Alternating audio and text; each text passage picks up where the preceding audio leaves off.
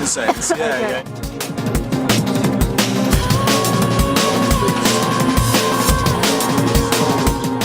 So I was talking to BT the other day. Do you know Brian Transo? And he was raving about reishi mushrooms. Reishi, it's Do you know one of- anything about them? Oh, well, I wrote my university dissertation on it. It's definitely one of my favourite herbs.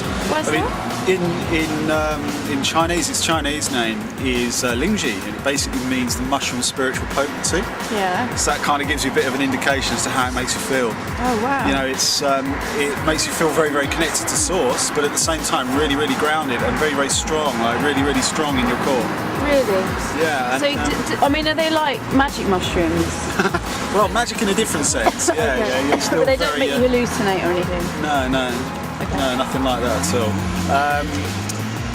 One of the best immune tonics ever. I mean, there's a lot of work being done at the Royal Breakspear Hospital in the UK using reishi in HIV/AIDS patients. Really? Yeah, an incredible stimulatory action on natural killer cells Oh my god. and T cells. It can really, really increase cell count, like drastically. Is that, are cancers related? Well, for the natural killer cells, absolutely. I mean, that's the context in which I did a lot of my research with reishi. It basically can give you such an aggressive stimulation of natural killer cells that you can pretty much wipe a tumour out. Oh my god. Don't put this on the internet.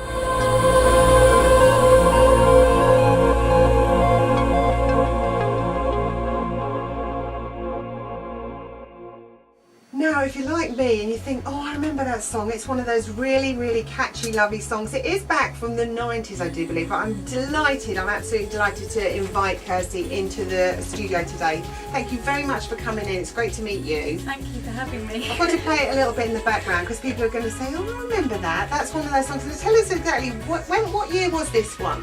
1952. It came out again last year as well with Love Rush Digital.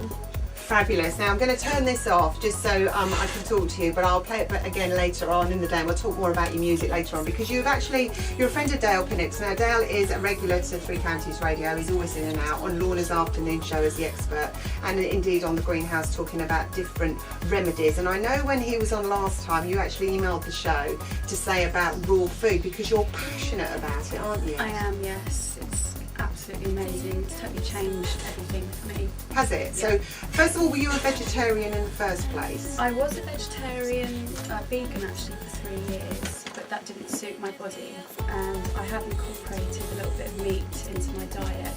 But I tend to only eat it when I really crave it, which is probably around my cycle, once a month. And then I have a rule where I can just eat what I want, when I want, but the rest of the month I eat raw. You eat raw all Yeah. the time? Yeah. So you don't turn your oven on, does this what raw, I know that before Dale's cooked us some raw food and brought it in, but you actually do dry food out, don't you? I when do, it's yeah. raw? I use a dehydrator to make raw crackers and they're a fantastic bread replacement because a lot of people have intolerances to wheat and dairy and things like that. So I found the Lindsay crackers are a great alternative.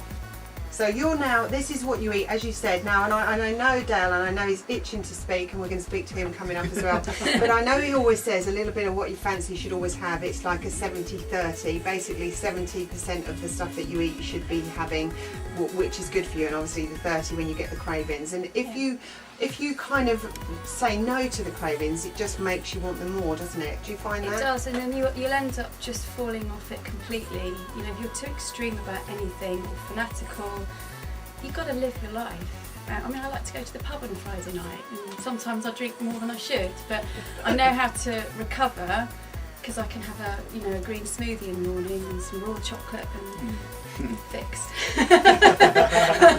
So you say raw chocolate, which is, I think, I have tasted raw chocolate before when Dale's been in. Now you brought us a great array. We've got a buffet going on here, a very large buffet of food. Tell us a bit about some of the food that you brought in for us to sample today. Okay, well I'm experimenting with the raw man sandwich.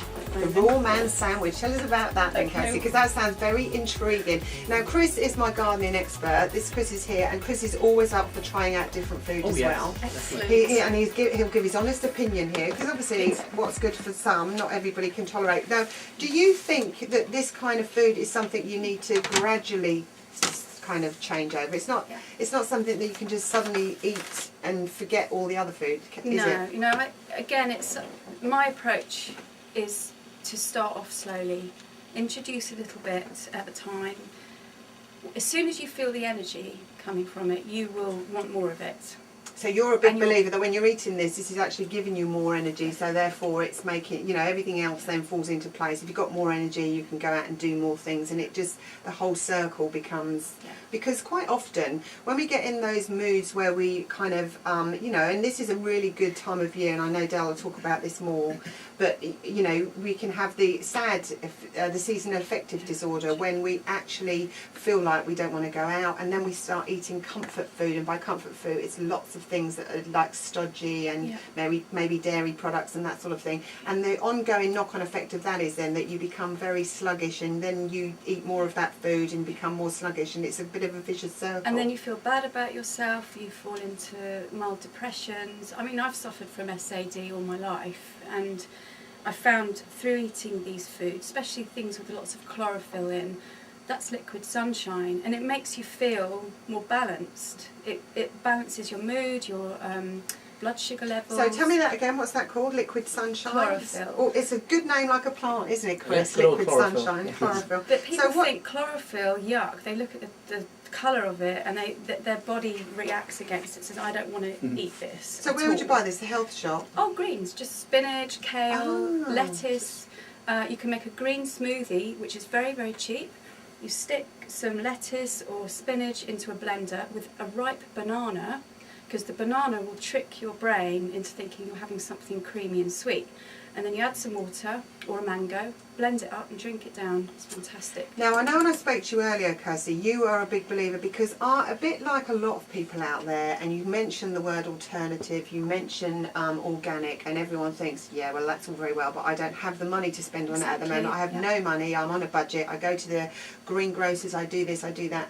And I know that we're going to talk about more about plants that we can grow, Chris, and all of it's a circle, isn't it? You can grow your own and then you can eat your own.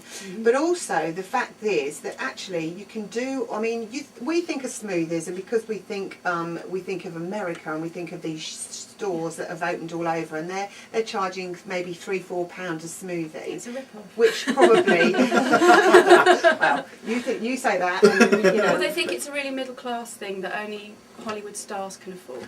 And quite honestly, you know, you think, oh, a smoothie, that's not for me, that's kind of very modern, not the kind of thing that I want to do. But you're saying you have a smoothie every day, don't you? I do, yes. And interesting, I can't think who it was, but Anna Friel, I was watching her being interviewed on Jonathan Ross last week, and she said she has a green sludgy smoothie every day on set, and she got all the other actors that she was working with, they all got into it, and she said the ones, it's got a very bad side effect though, hasn't it? I think it's a very positive side effect, actually. Well, as my gran would say, better out than in. Better out than in, that's better what I out than say. in. It depends on your gut health anyway. So. Your whole being is about what you eat, what you put into your body is Yeah, what yeah. you reap, really, the benefits. Yeah, I mean, it transforms us on every single level. It's basically the building blocks for all of our tissues and for regulating every single response in our body. And so, really and truthfully, if we're eating a lot of stuff that's making us feel sluggish, it's not surprising that we feel sluggish. Absolutely, yeah. At bbc.co.uk/3 counties. And don't forget, Chris, who will be trying this raw food. Indeed. Definitely. Yes. Licking your lips, aren't you, Chris? I am indeed. He is staying with us as well. So if you've got any gardening questions, we can do everything here on the greenhouse. That's the beauty of it.